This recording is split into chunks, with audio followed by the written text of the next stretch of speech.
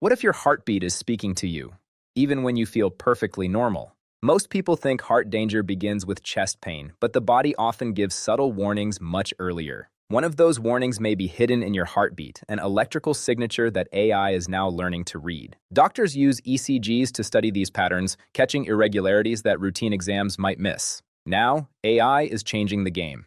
By analyzing huge data sets, AI detects tiny relationships in heart rhythms that humans might overlook. Mayo Clinic and the American Heart Association report AI is now helping detect heart disease risk earlier than ever. This matters because heart conditions can stay silent. If AI identifies changes early, doctors can act before symptoms start. AI isn't a replacement for a cardiologist. It's a powerful tool for early detection.